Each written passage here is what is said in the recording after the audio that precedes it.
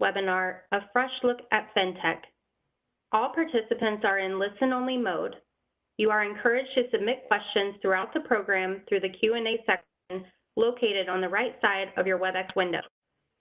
For those interested in CLE credit, an attendance verification code will appear during the presentation. Please write this down. It will not be repeated and is required for CLE credit. Copies of the webinar recording and presentation materials will be distributed to attendees in the days following the webinar. At this time, I'd like to turn the program over to Tanya Esposito. Tanya, you may begin. Great, thank you so much, Danielle, and thank everyone for joining us today for this program. If we could advance to the next slide, please. This is just a legal disclaimer to let everyone know that the information we're providing today is simply for purposes of general information and should not be construed as legal advice. So if you do have a legal question, you should certainly consult counsel. Next slide, please, Danielle. So I just want to introduce everyone to our panelists today. My name is Tanya Esposito. I am a partner in the Washington office of Seyfarth Shaw, and I'm co-chair of the Consumer Financial Services Practice Group. My practice is focused mainly on representing financial institutions in a number of litigation and compliance matters, and I deal primarily in consumer protection statutes, including RESPA, TILA, FCRA, FDCPA, 2CPA, and of course, UDAP laws as well, in addition to the FTC Act and other privacy laws that may apply. My practice covers a wide range of products, including mortgage, credit cards, auto, student loans, etc. And I also represent clients' internal investigation. That's a little bit about me, and I'm going to turn it over to Tracy so she can tell you a little bit about her practice. Tracy? Hi, thank you, Tanya. Thank you, everyone, for joining us today. I'm a partner in Seyfarth's New York office. I handle complex commercial litigation in the firm's litigation department, along with providing consultancy advice on data privacy and cybersecurity compliance issues. I've represented financial institutions for north of 17 years in various consumer class action defense matters, along with sophisticated letter of credit issues and the like. So my background is very varied, and I've had extensive experience handling matters on behalf of financial institutions.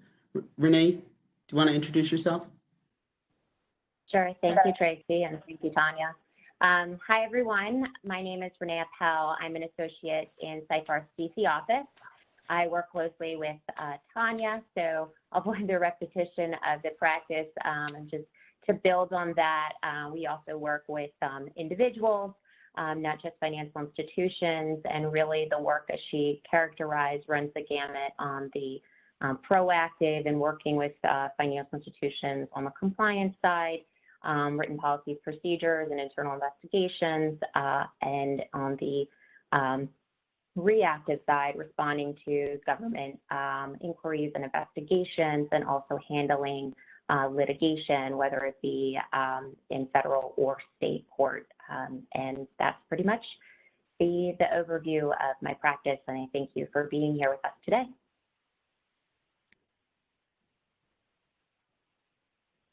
Okay, so here's our agenda for today. It's a pretty aggressive one, but we're going to do our best to cover all of these topics. We're going to start off with an overview of FinTech for those of you who might be joining us today and don't necessarily have a good understanding of what FinTech really is. We're going to move then into the regulatory landscape from a very broad perspective and talk about, the types of regulation that currently exists, the regulators that are in the business of regulating FinTech products, and what we see happening in that space generally in terms of the regulatory landscape evolving. We're then going to look at operational risk and enforcement trends, and of course then talk a little bit about the effects of COVID-19, and close out with some takeaways. And if we have time permitting, we will address questions. Next slide, please. So now I'm going to turn it over to Renee, who's going to give you a little bit of an overview on FinTech. Renee? Thank you, Tanya. So as Tanya expressed, we're going to begin here today by offering a general overview of the FinTech space, as we understand that some of our attendees may be newer to this space, but also this overview will help set the tone for the remainder of today's presentation. Next slide, please. So we'll start with a brief discussion and a bit of trivia about the term FinTech. So it's pretty self-explanatory, but FinTech stands for financial technology. You see two definitions on your screen from two popular resources, both of which underscore the finance and technology component. The term FinTech has been used for years, with its first known use in 1971. It originally referred to the back-end technology that was used in the traditional financial sector. Some historians say that the term actually dates back earlier to the 1950s, when credit cards were first introduced to eliminate the burden of carrying cash. Since the start of the 21st century, the term has really expanded to include new technological innovations in the financial sector, such as cryptocurrencies and online lending platforms, which we'll get into more today. And the term FinTech first officially became a word in 2018 when Merriam-Webster added it to the dictionary, and it defined it as products and companies that employ newly developed digital and online technologies in the banking and financial services industries. That same year, a small group of community bankers thought up the idea of a National FinTech Day, which is observed on August 20th. So FinTech is an umbrella term covering a vast number of services that are changing in the new digital era. We understand, as it's used today, it's really a collective term for tech trends in the financial sectors at the cross of finance and technology. Next slide, please. So perhaps the best defining factor of FinTech are the examples of applications and solutions under this FinTech umbrella. Online banking, which probably everyone's most familiar with, is the ability to conduct traditional banking activities and transactions online, paying bills, transferring funds, applying for a loan, depositing checks, and other traditional banking conduct that you now have the online capability to do. So one advantage of traditional banks and credit unions too was that they had their online counterparts, but they also had the ability to withdraw funds using an ATM. Increasingly, we see with exclusively online banks that they're being provided access to a network of ATMs that won't charge you a fee. And some financial institutions will reimburse you for ATM fees. But with less dependency on cash, this ATM distinction has really grown less important. Also have branchless banking. The concept of branchless banking actually started back in 1989 with the concept of telephone banking, but it's now evolved to banking through computers and smartphones. Branchless banking is led by what are known as digital banks, virtual banks, or direct banks that do not maintain brick and mortar locations. The other common term that these branchless banks go by is challenger banks because they challenge the traditional banking infrastructure. Next, we have alternative finance, which is defined as financial channels and instruments that have emerged outside of the traditional finance system, such as regular banks and capital markets. Then another popular FinTech component is mobile payments, the alternative to traditional cash or even now debit and credit cards.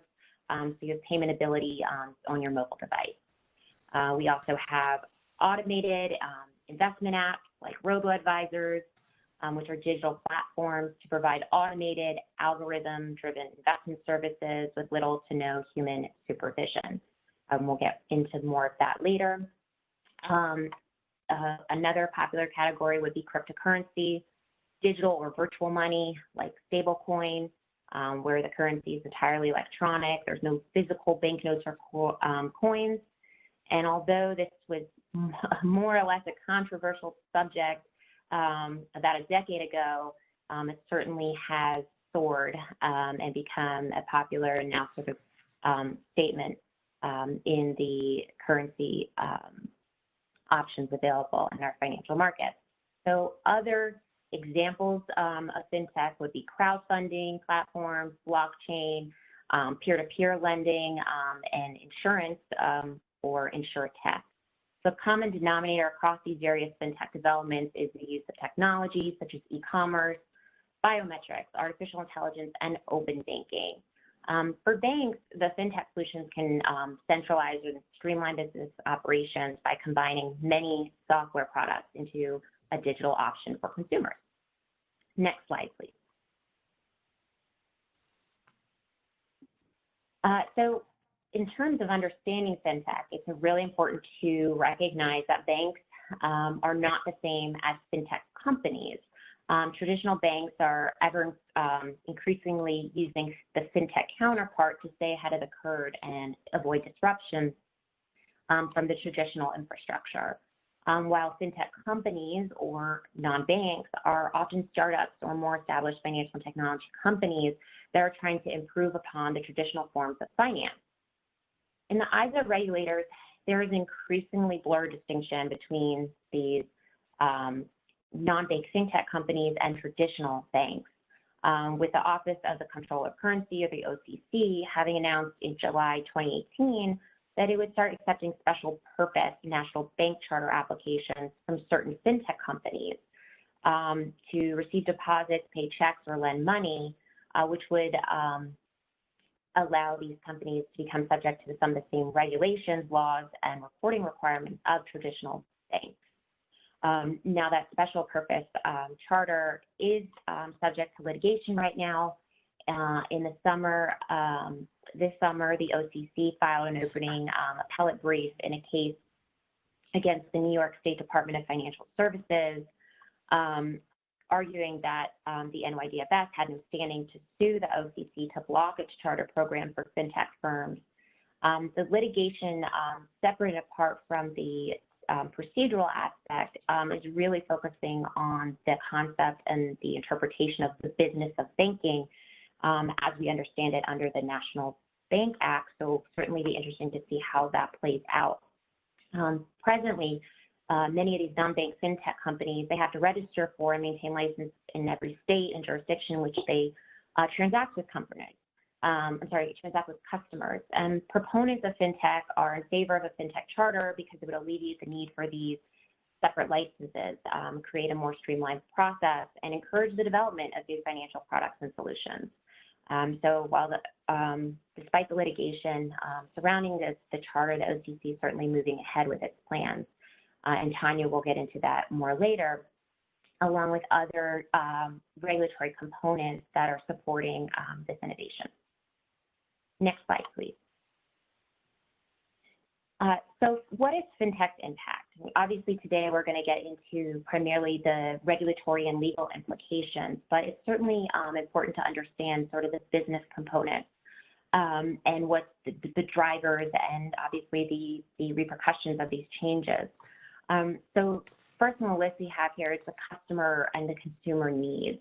So really a lot of these changes are being driven by customers and consumers for seeking new delivery of financial services, which is really altering the entire financial ecosystem. While originally sort of the necessity and desire to use these different technologies was understood as being prompted by millennials and Gen Zers, it's really expanded to all populations and different demographics, and it's especially being advanced to all demographics and populations in light of COVID, where we really are forced to use alternative mechanisms for financial services rather than traditionally going to the bank or the ATM. The second impact, as we just discussed, is this sort of concept between banks versus non-banks. With regulators in the bank industry being forced to look at this sort of two-track system that is evolving and really pushing questions as to whether or not these non-banks can do what traditionally banks have done for years and what the regulatory infrastructure has developed. So, whether or not these traditional banks will be treated separately, or is there going to be some sort of merging of the two type of entities. And on the sort of merging and sort of allowing the two to work together, one nod to this idea is the OCC's True Lender Rule, which it issued this fall. Another change and impact, rather, is the shift from B2C to B2B. That's really a response to the growing trend of FinTech and financial institution partnerships, with the FinTech companies slowly moving away from doing their own thing, coming up with their own B2C products, and focusing more on B2B offerings to connect with established banks who continue to control and are at the forefront of that customer relationship. Obviously, innovation is central to FinTech's impact, but we certainly see it accelerating at a rapid pace in light of COVID. It's forcing a lot of changes, obviously, in all industries, but especially in FinTech. We also see innovation that's spreading geographically. This isn't just a Silicon Valley idea. It's really a national and, in fact, global change. We also see the impact through safety and security with regulatory agencies and Congress alike that are trying to keep up to address the potential risks and safety concerns and balance the fact that this is certainly a field that is creating new opportunities, which goes hand in hand with compliance. Certainly, we'll get into, there is this compliance piece where, with any sort of changing regulated environment that you constantly have to keep up and ensure that compliance is recognizing and staying up to date with the changing regulatory changes. But there is an important piece to note that, areas that have existed for a longer periods of time, like the cryptocurrency space, as opposed to some newer applications of FinTech, we're seeing a maturity in compliance in those areas, which is setting the tone for the compliance we expect in these other novel facets in the industry. And the biggest and most concerning impact is the regulatory framework, which Tanya will get into momentarily. And a key aspect of the regulatory side is what some folks have coined the unbundling of banks to create this separate pathway for non-banks. But it's created a number of concerns, not just for safety, but also financial stability and consumer protection. Next slide, please. The best way to really understand FinTech, aside from the examples we talked about, is to also consider some of the sample collaborations that we've seen emerge in the last couple of years, especially highlighting this shift from FinTech being a disruptor to FinTech being a supporter and component of our evolving financial infrastructure. So underlying this is the partnerships between banks and these FinTechs. You see a couple examples on your screen: a bank investing in a German-based FinTech company to integrate supply chain financing technologies and solutions for customer offerings. A bank partnering with a digital lender to help offer online loans to small businesses, where the FinTech company lends to small businesses through its website and then sells its loans to established financial institutions. Another partnership was formed to improve the point-of-sale lending technology to give consumers multiple purchasing options seamlessly. The last example we have there is a digital-only bank partnering with the largest FinTech company known by its valuation to deliver a new auto-save feature to allow customers to set up rules that will automatically move money from their current accounts with other providers to a savings account. Next slide, please. It's critical to acknowledge the fact that the impact of FinTech is not singular to the U.S., but it's really a global occurrence. You see international governments are becoming increasingly protective of their citizens' privacy, which is prudent with these evolving FinTech companies and their products. For example, with the EU's General Data Protection Regulation that was implemented in 2018, which some thought was an extreme requirement that FinTech had to quickly adapt to. We also see virtual currencies, with under increased scrutiny across governments worldwide. And the most significant global development, which Tracy will get into in a minute, is the ever-increasing use of machine learning and algorithms across all aspects of FinTech.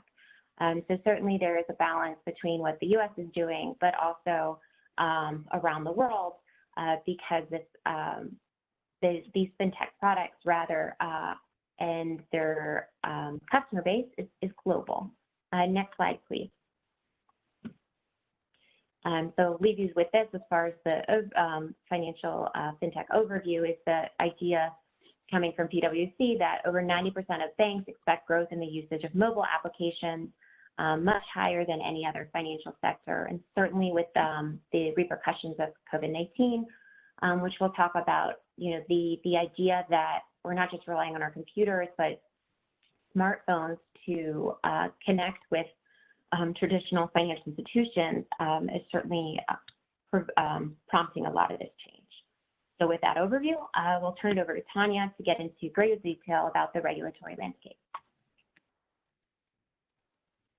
Thank you so much, Renee. And so I'm going to focus now on the regulatory landscape. And as you could imagine, it is broad and varied. And so, for purposes of our discussion today, this is really just going to be sort of a very general overview of what the regulatory landscape currently looks like. And so, as you can see from the slide in front of you, the FinTech businesses in the United States are not subject to a specific regulatory framework or a single regulator. And as we go through all of the slides in this particular section, you'll see that, they're sort of interwoven and we'll move back and forth. But there are many regulators, both state and federal. And so it truly depends on the activities a FinTech business or FinTech company is engaged in.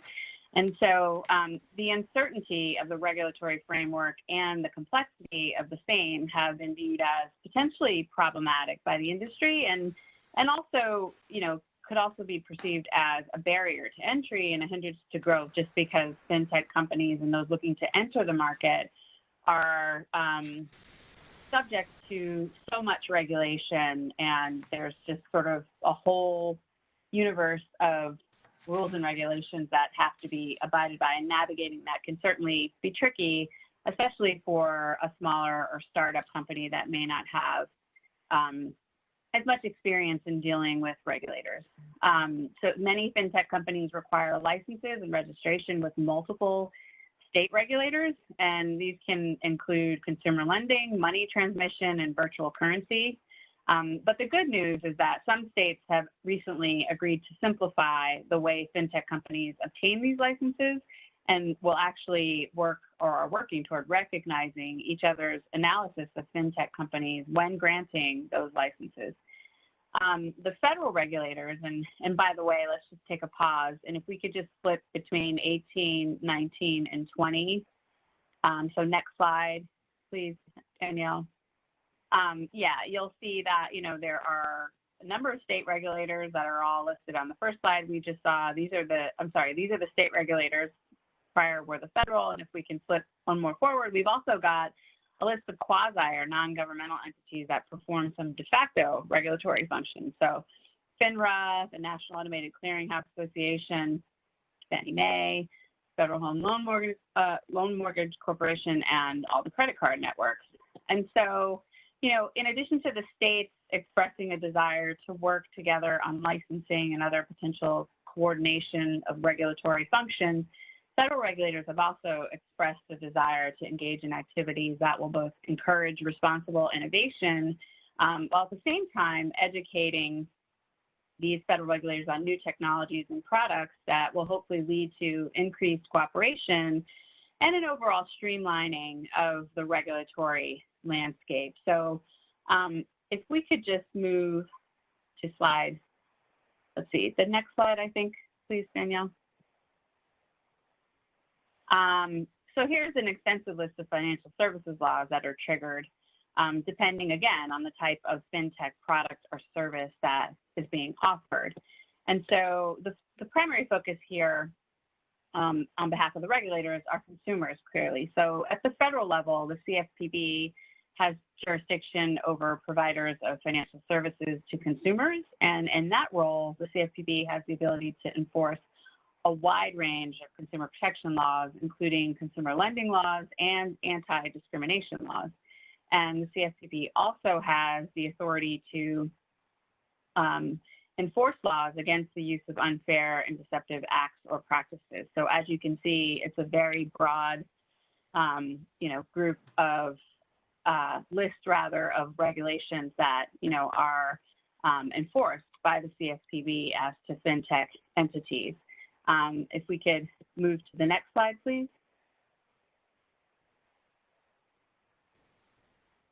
And so in addition to consumers as to the lending of money and, those types of activities, we've also have to look at activities that involve investment advisement and trading.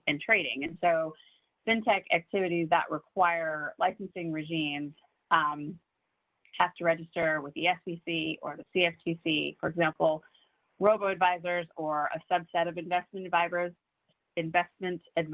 may be subject to SEC registration. And so FinTech companies are also required to register with the U.S. Department of Treasury's Financial Crimes Enforcement Network, or FinCEN, and comply with the Bank Secrecy Act and other anti-money laundering laws and regulations. So as you can see, the scope of potential regulations that apply, of course, depends on the activity that the FinTech entity is engaged in, but it is very broad and varied and somewhat confusing. Just to speak briefly about the OCC, and we can move to the next slide, please.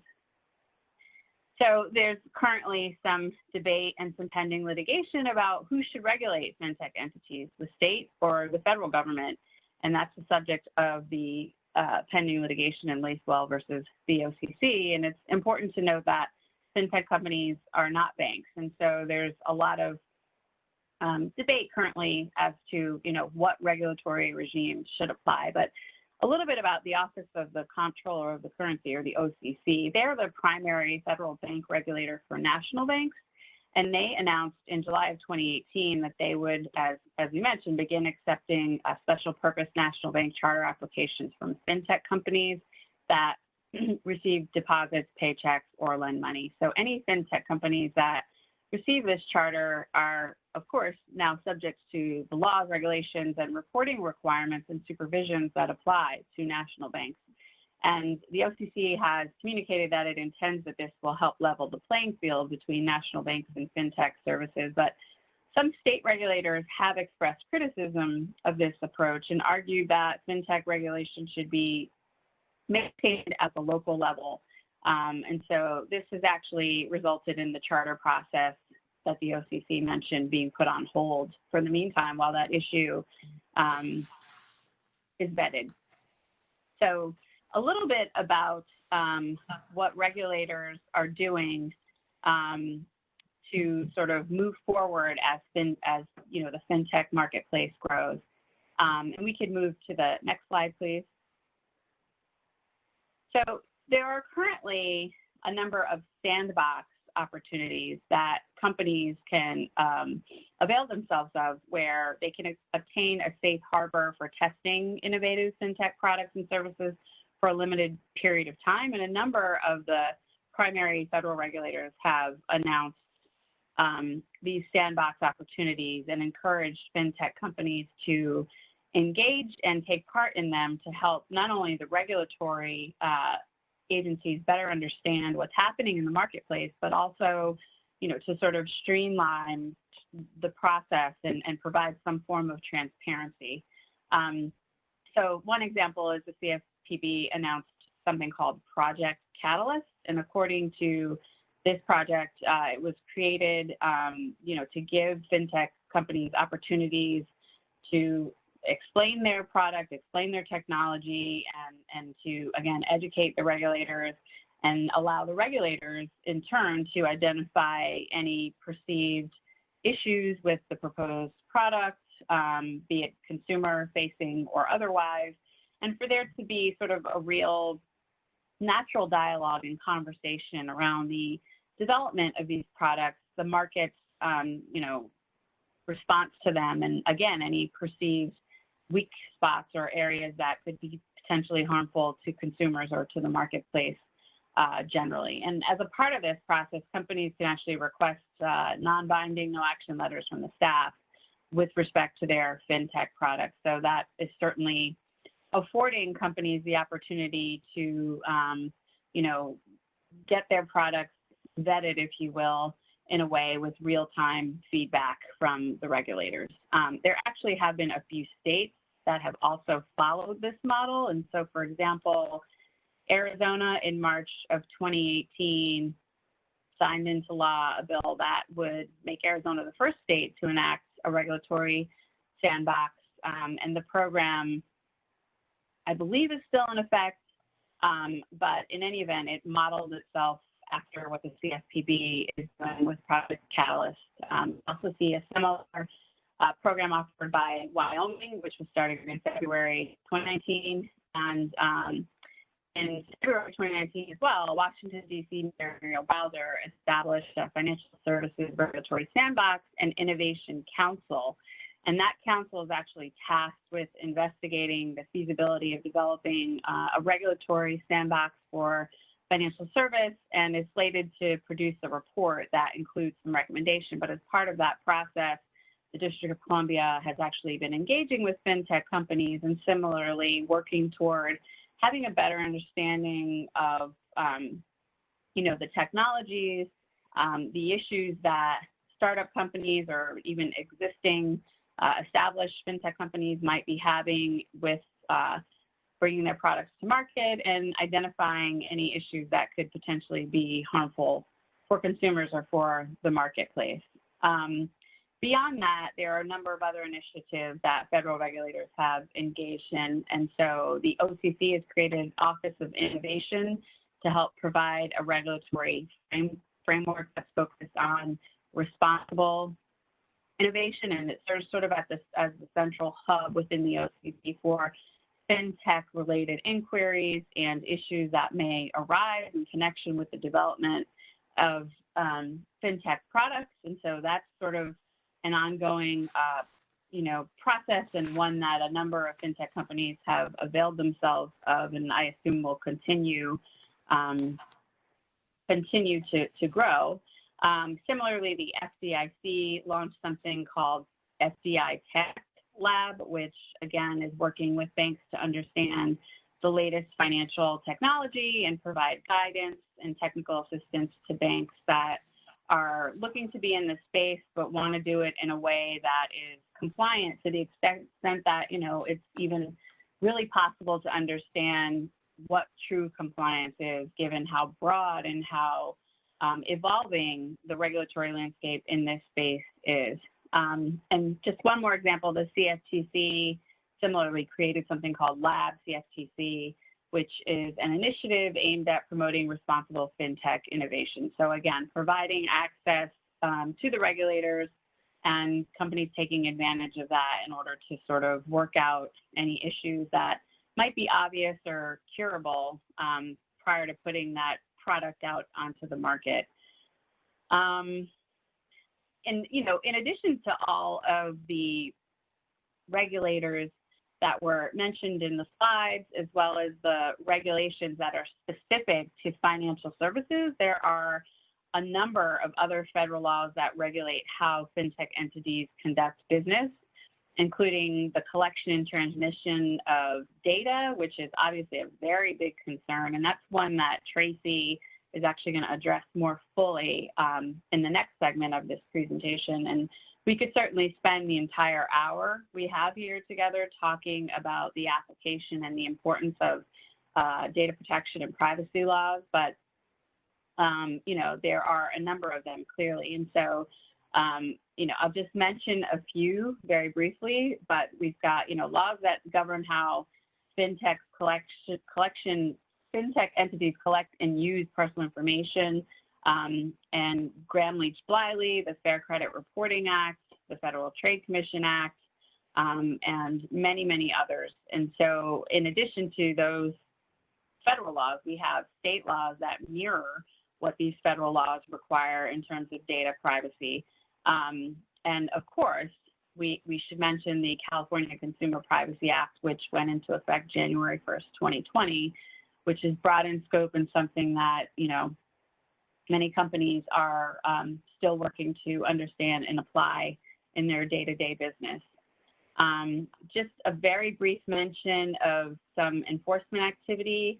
Tracy is going to talk more fully about this in the next segment, but regulators have actually brought enforcement actions where fintech businesses have been found to engage in activities that violate the law, and this includes the CFPB, the SEC, and the CFTC, and these enforcement orders issued from these agencies include a number of violations or alleged violations of the federal securities laws, the anti-fraud laws, data security practices, failure to obtain the appropriate licensing and registration, and of course, unfair and deceptive acts and practices.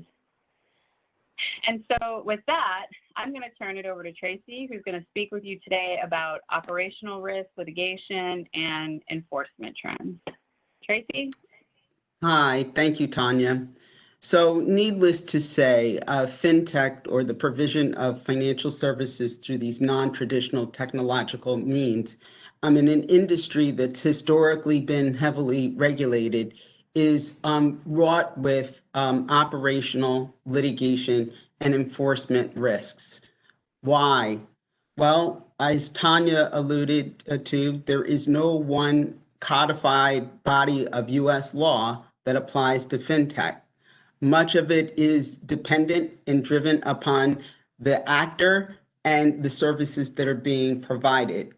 Instead, what we have is a patchwork of existing federal and state laws that are being contorted to cover a host of issues that were never really contemplated by the law when it was originally enacted. So nonetheless, regulators, as Tanya alluded to, of every stripe and color, are claiming stake in this space and applying the laws rather than amend as they currently exist, rather than amending them.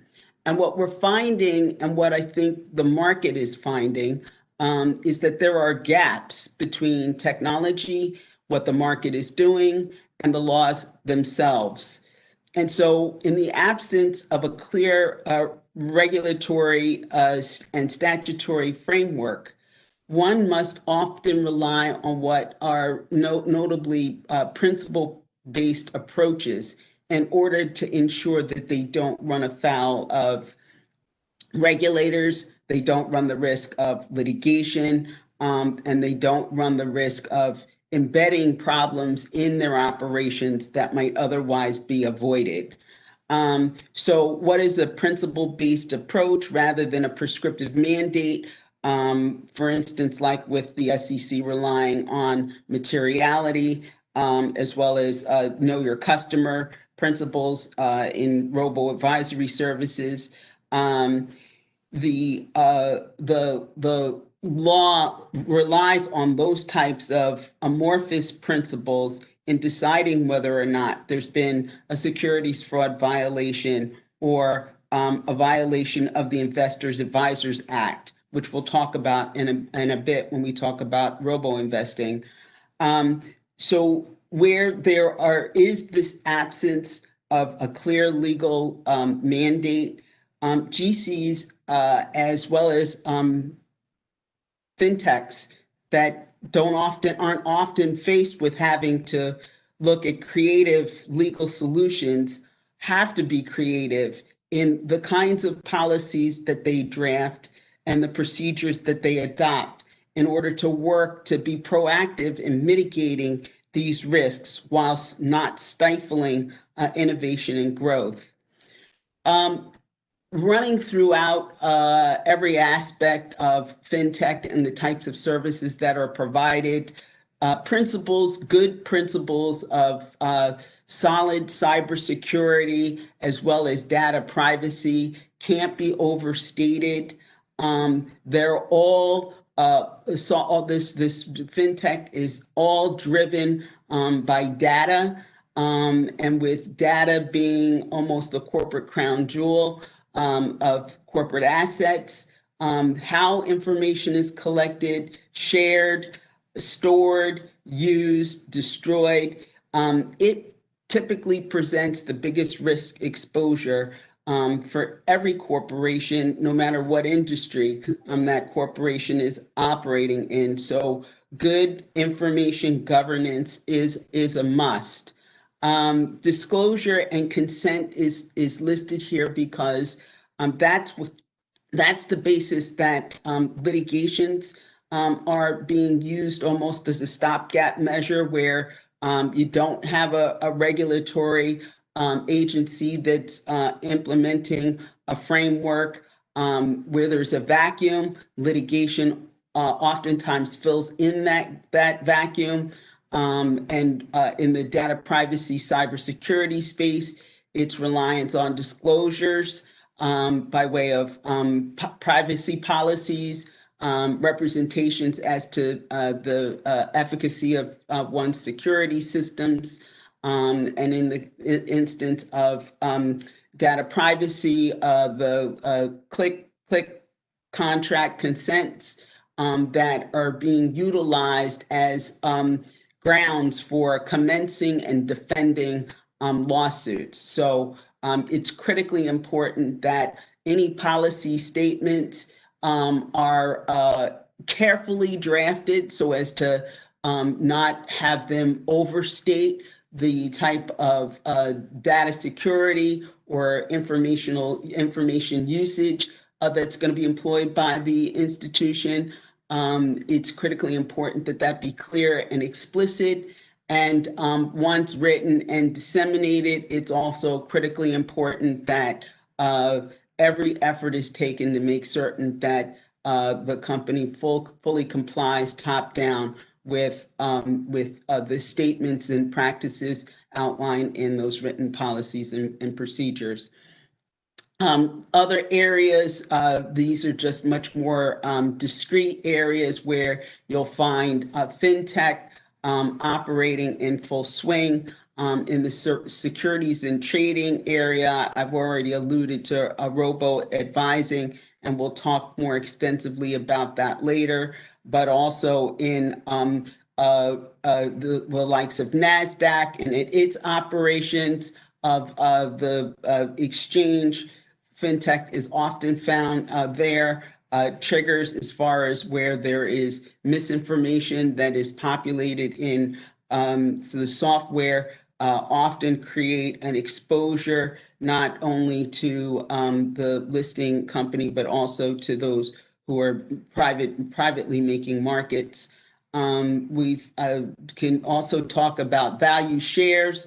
Rating agencies now are relying heavily on algorithms and big data to assess ESG ratings for entities.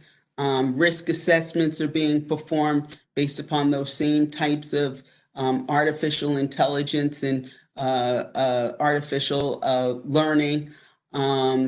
Credit lending, we'll go into that in further detail because there too, AI is driving how that market is going to meet its profitability goals in the future, and heavy reliance is being placed on artificial intelligence in order to meet those goals. Anti-money laundering, clearly it's being, AI is being used to detect whether or not the violations of the statute have occurred.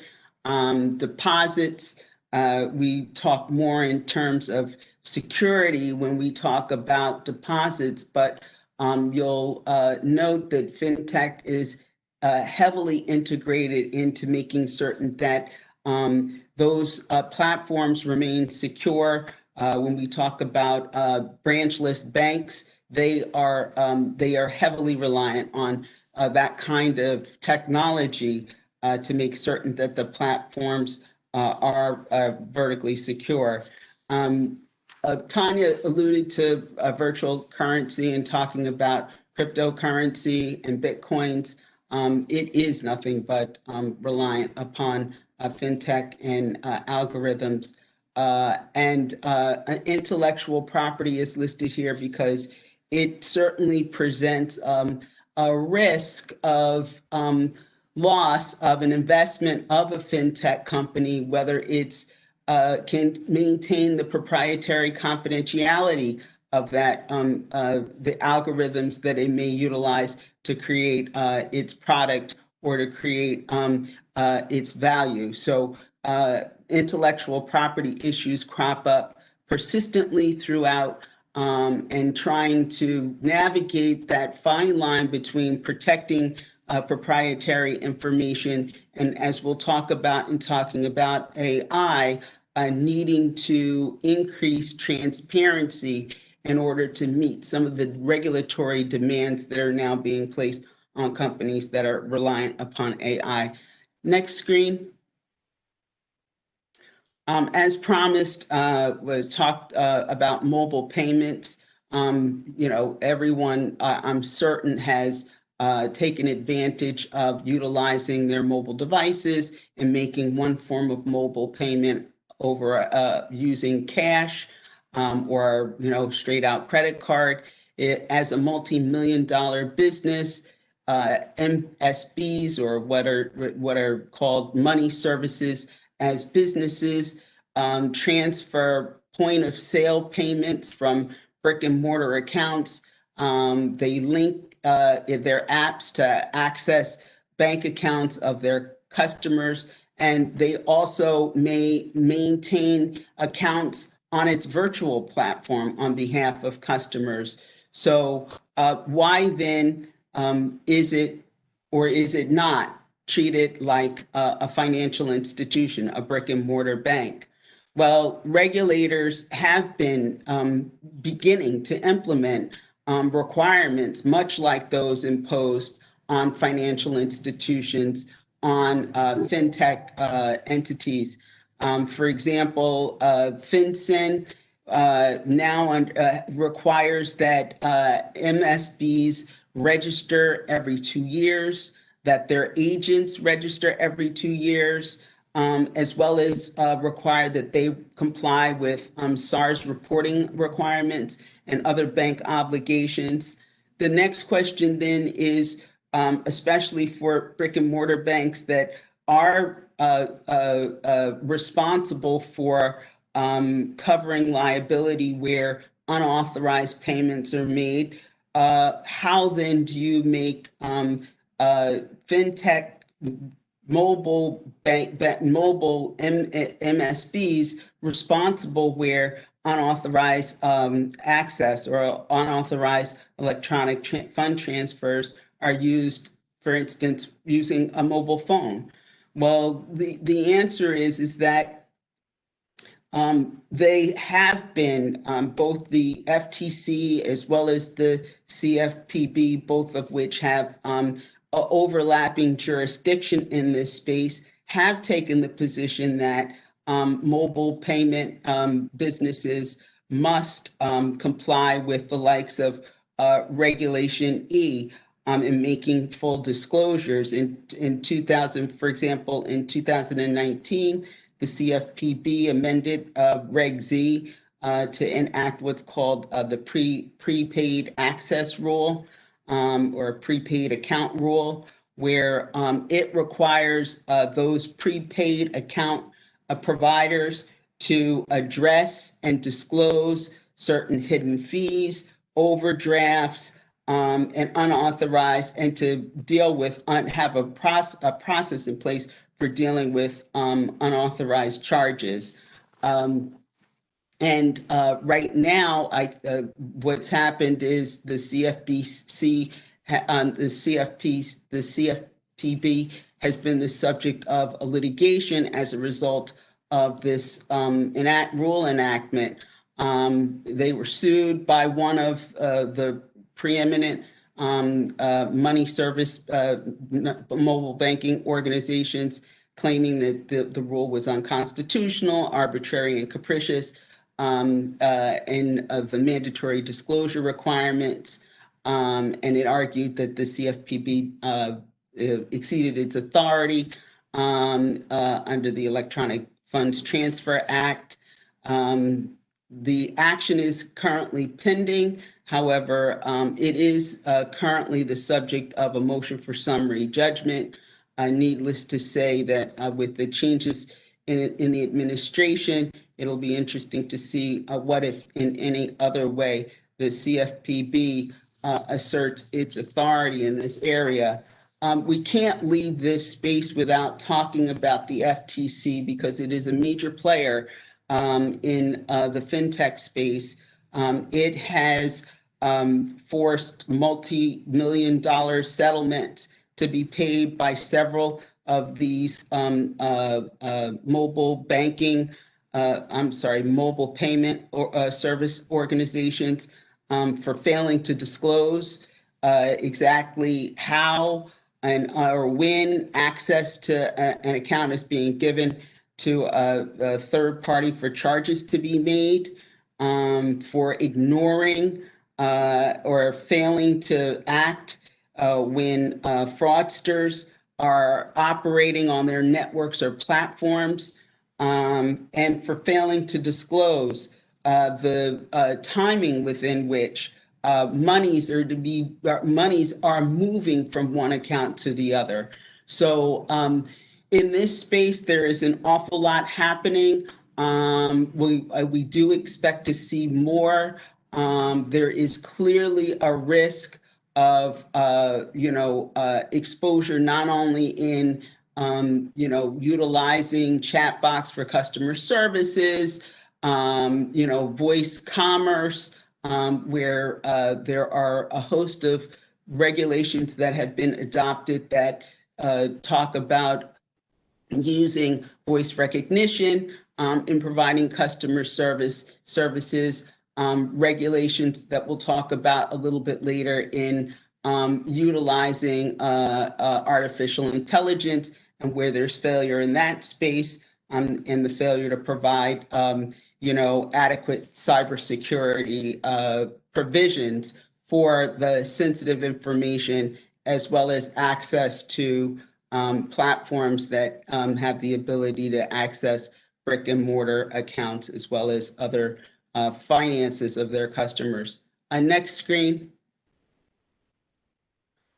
Branchless banking dovetails somewhat with mobile payments. You'll note that when we talk about the mobile payments, we're simply talking about the ability to facilitate a transaction by utilizing an app. Whereas with branchless banking, we're talking about some or all of the traditional services that are typically provided by a brick and mortar financial institution, being provided through being provided completely online without the reliance on any kind of traditional branch network. These service providers often offer higher interest rates on savings accounts, lower fees, and extend credit at lower rates, as well as to consumers who may not qualify for traditional credit. The problem with that these institutions face is that they rely on extracting a greater in-depth profile of their consumers in order to assess the risk in making long-term loans, or even short-term loans for that matter. The problem is that AI relies on big data, and it's the product of whatever data is inputted into that algorithm. The study after study has shown that the information that results is often has a tendency to show biases, and is oftentimes unreliable. The risk here that decisions are being made based upon this unreliable, biased data can give rise to claims of discrimination. And when we talk a little bit further about Robo investing and some of the enforcement actions that have taken place, you'll see that it's not just with potential discrimination litigation that companies will face with use of this AI data, AI algorithms, but it's also fair credit reporting claims that will be potentially the subject of AI-driven algorithms that come out with disparaging results that impact the consumer's bottom line. And so where there is no law in this area, and there is no law in the area of algorithms and use of AI at this point, what will happen is that the litigation on this front will come into play. Next slide. Tracy, I just want to let you know, we have about 5 minutes left. Okay, thank you, Tanya.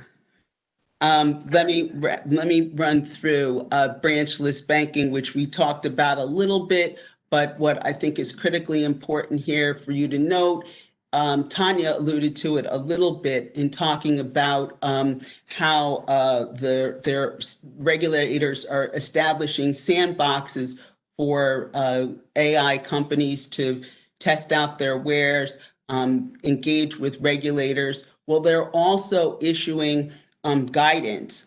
So be wary. The FTC is and has, and in recent times has conducted investigations of various organizations that rely on AI technology, and they have provided guidance on how best to use AI and what consideration should be given. The first and foremost is disclosure that AI is being used. Secondly, transparency.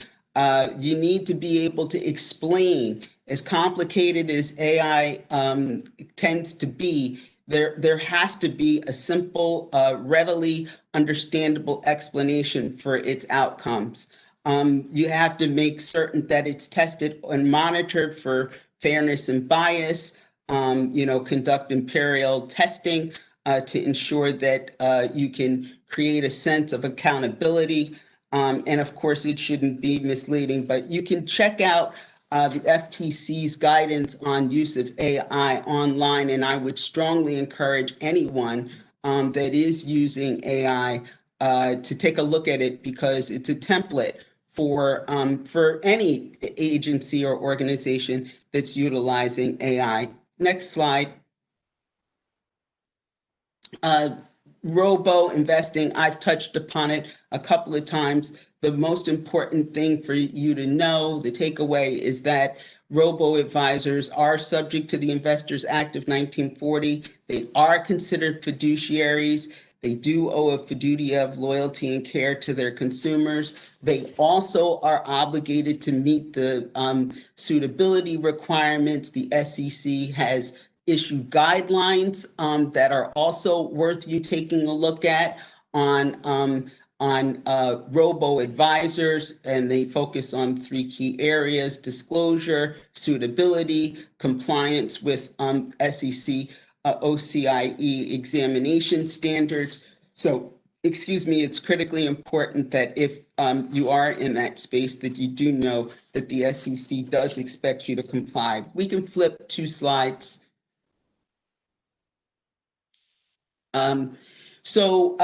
The data privacy and cybersecurity are flip sides of the same coin. Cyber is how well you secure the data, and data privacy is your usage, storage, destruction of that information.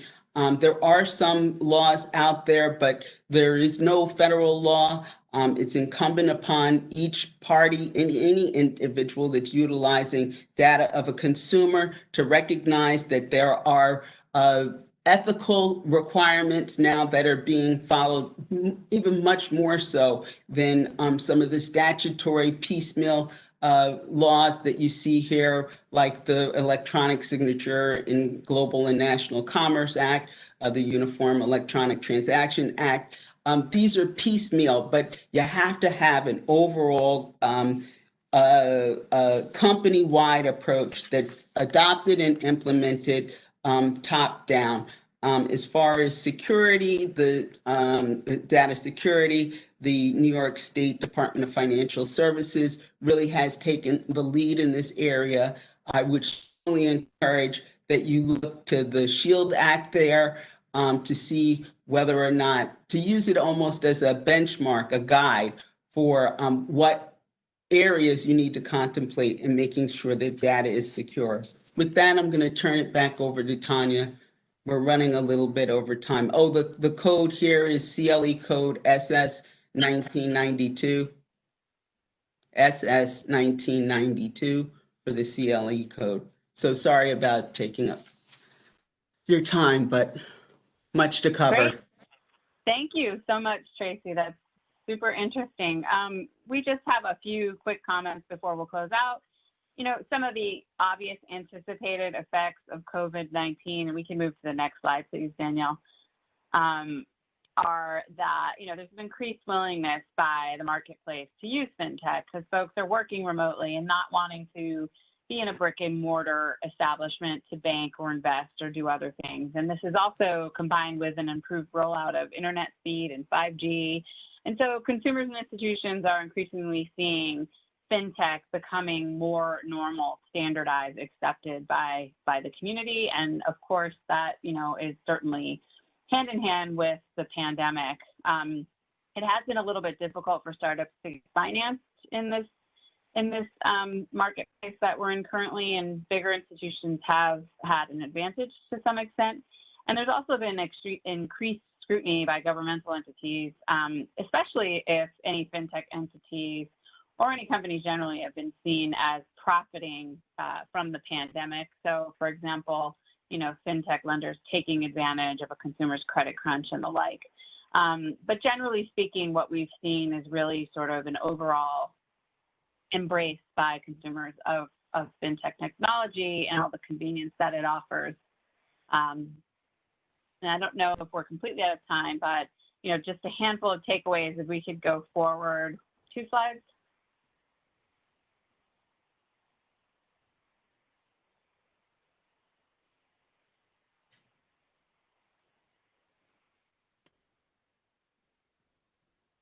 Tanya, you want me to take this one?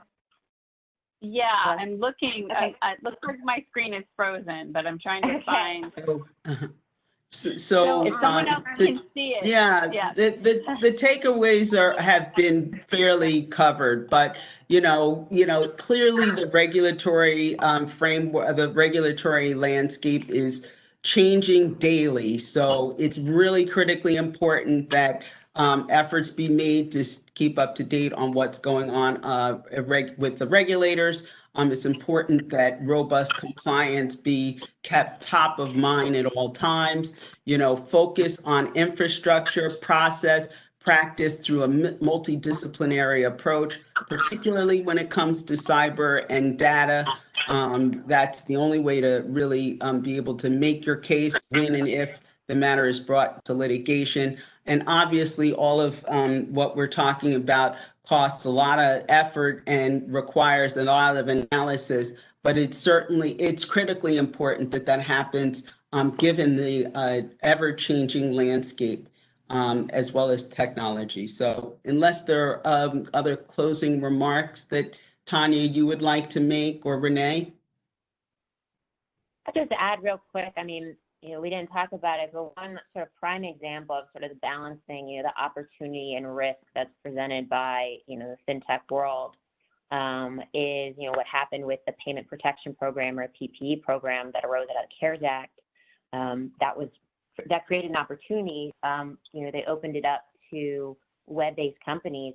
FinTech type companies were allowed into the program, and obviously helped facilitate a number of the transactions there. But then on the flip side, 75% of the approved PPE loans, that the FinTech companies handled were then connected to some sort of fraud. So this, as we see this develop and evolve, there's certainly, there's a balance to be struck between the regulatory side that Tanya talked at length about, and handling the risks that Tracy talked at length about. So that's all I want to add on the takeaways there, and a prime example of where we see things play out. Tanya, do you want to add anything? I just want to thank everyone for participating today, and be on the lookout for future presentations because we're following these topics very closely. Thank you, everyone, for joining us today. Thank you. Thank you. Thank you. Take care.